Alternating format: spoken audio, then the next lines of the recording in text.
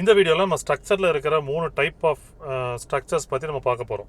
So சோலாருக்கு use பண்ணுறது வந்து square tube, C channel. C channel வந்து உங்களுக்கு ஸ்ட்ரக்சர் பார்த்தோன்னே தெரியும். அதில் பெருசாக கஸ்டமைசேஷன்லாம் பண்ணியிருக்க மாட்டாங்க. இது மாதிரி ட்ரஸ் ஒர்க்கு, எலிவேட்டட் ஸ்ட்ரக்சர்லாம் சி சேனலில் பண்ண முடியாது. அது வந்து ப்ரீஃபிக்ஸ்டு டிசைனில் வரும். ஸ்கொயர் டியூப்பில் பார்த்தீங்கன்னா ப்ரீ கேல்வனைஸ்டு இருக்குது, ஹாட் டிப் கேல்வனைஸ்டு இருக்குது. ஹாட் டிப் கேல்வனைஸ்டு தான் ப்ரீமியம், அதுதான் வந்து ப்ரைஸிங்கும் ரொம்ப அதிகம். ப்ரீ கேல்வனைஸ்டு வந்து கொஞ்சம் ப்ரைஸிங் கம்மி, அது வந்து ஈஸியாக நம்மளுக்கு லோக்கல் மார்க்கெட்டில் கிடைக்கும். ஹாட் டிப் கேல்வனைஸ்டு வந்து அது ரெடி பண்ணி ஹாட் டிப் பண்ணி எடுக்கிறது, உங்களுக்கு அந்த கெமிக்கல் ஜிங்க் கோட்டிங்கில் டிப் பண்ணி எடுத்து வர்றது. ஸோ அது மெட்டீரியலே டிஃப்ரென்ஸ் தெரியும். நீங்கள் ப்ரீ கேல்வனைஸ்டு ஜிபிஎஸ் ஸ்ட்ரக்சரில் வந்து பெயிண்ட் அடிக்கணும். பெயிண்ட் அடிக்கலனா ரொம்ப சீக்கிரமாக வந்து அது தூர்பிடிக்க ஆரம்பிச்சிடும்.